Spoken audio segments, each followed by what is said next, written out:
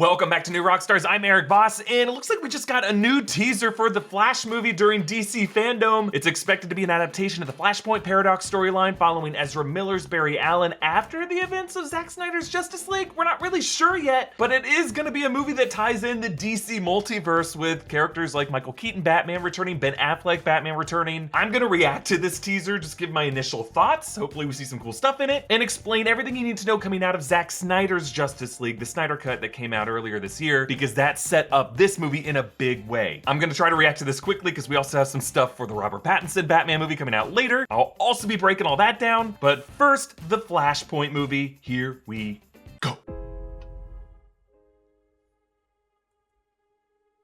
Tell me something. Central City? You can go anywhere you want, right? Is that Keaton's voice?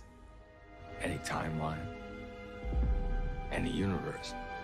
That is Keaton. Ooh. Reverse Flash?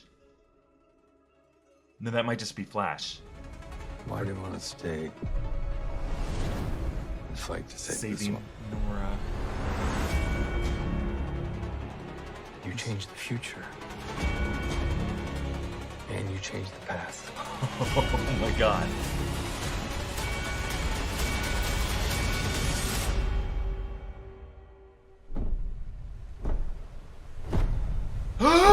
Yes! He's in it! I knew it was coming, but it looks awesome! Wait, was that a second Ezra? That looked like Sasha Kaye, he's playing Super... Oh my god. So they're having... Oh my god!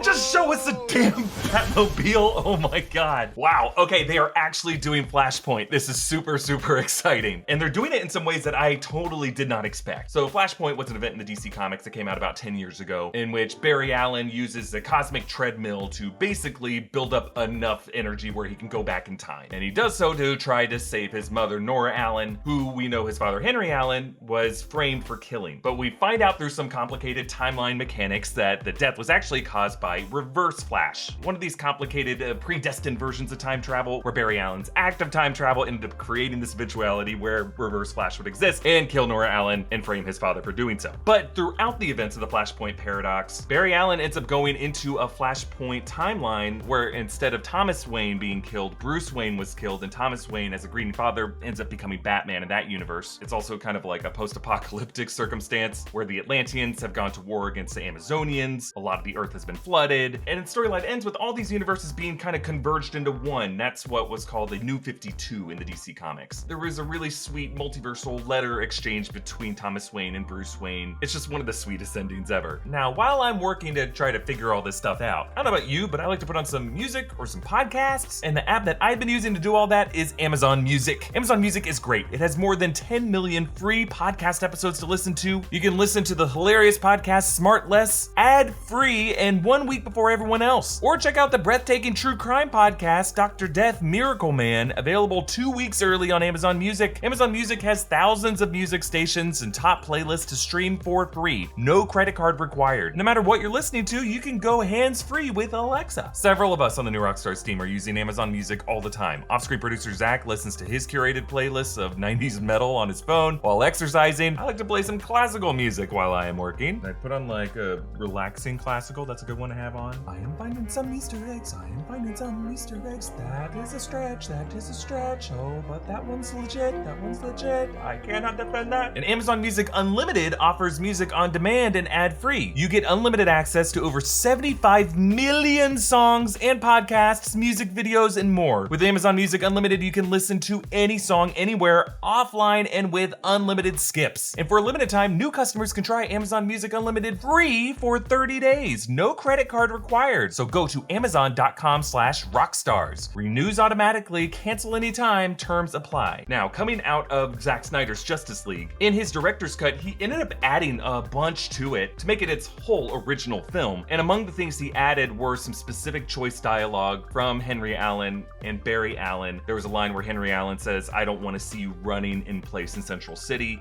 running in place a nod to the cosmic treadmill. And the moment where they resurrect Superman, Barry Allen Allen says, hey, look, something bad happens when I approach the speed of light. Crazy things happen at time. And the moment where he tries to sync up with the mother box hitting the water, he ends up not timing it perfectly, so he has to kind of reverse the time. And when he does that, Cyborg gets his vision of how all these horrible things are going to happen in the future. Darkseid ravages Earth, Lois gets burned in the Batcave, Superman goes crazy, enacting the nightmare scenario that Batman foresaw in Batman v Superman. And then later in the final act of the Snyder Cut, Barry ends up reversing time again to prevent the unity, which Cyborg and Superman were initially failing at preventing, but by reversing time, Barry stops all that from happening, but some elements of Cyborg's foreseen future remain in place, because we know from the end of the movie there's this whole nightmare epilogue, right? Where Wonder Woman is dead, Aquaman is dead, presumably Lois Lane is dead as well, because Superman's still really pissed off at all of them, and Darkseid has been successful at using his armada to conquer the planet. But basically the implication of all these little changes is that Barry Allen has the ability to reverse time by running so fast close to the speed of light. And that is a setup now for this new movie coming out later in 2022. But instead of Billy Crudup as Henry Allen, Ron Livingston is replacing him.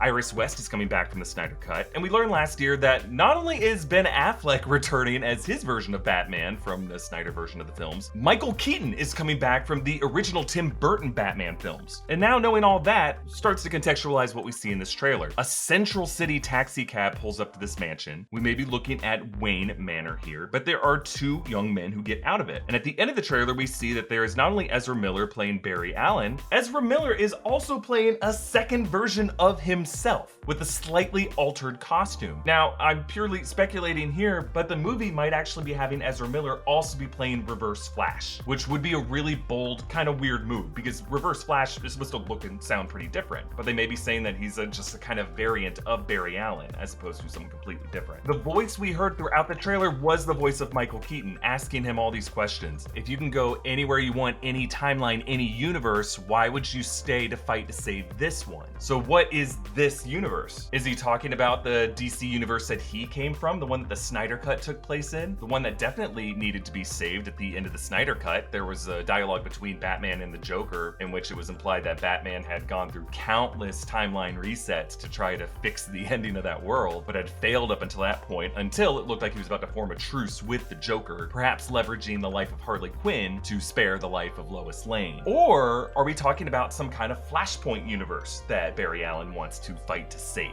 A Flashpoint universe that might show Michael Keaton as an older Bruce Wayne, implying that the Tim Burton universe is just some kind of altered Elseworld timeline, and Michael Keaton Bruce Wayne is like, what was wrong with this universe? Why do you need to save this one? Or maybe we're gonna see some distant future of the Tim Burton Michael Keaton universe, one that has devolved into chaos and madness, something similar to the post-apocalyptic Flashpoint universe from the comics. But make no mistake, we are in the Batcave here. That is the waterfall. That's a specific Michael Keaton cowl. It's just brilliant how just that silhouette is enough to get us excited. Now there's another cryptic shot of what looks like the top part of a Batman cowl on the ground with blood spattered. And we know from the Snyder Cut that Superman had a similar cowl that he was just holding up as he was looking for Batman. Are we gonna see elements of that same nightmare future? Are we gonna see endless deaths of the Ben Affleck Batman, part of this post-apocalyptic future that Barry Allen's trying to prevent? Now it seems like there are two different versions of the Flash suit that we see in this teaser. There's the super techno-organic one with the pronounced abs, kind of the form-fitting version that has these Tron energy glowing lines coming out of it. But there's also more of a DIY version with yellow lightning bolts spray painted on it that I assume is going to be the secondary Ezra Miller that we see. It could just be a variant of Barry Allen or the origin of the Reverse Flash character in this film. And now if you're curious about this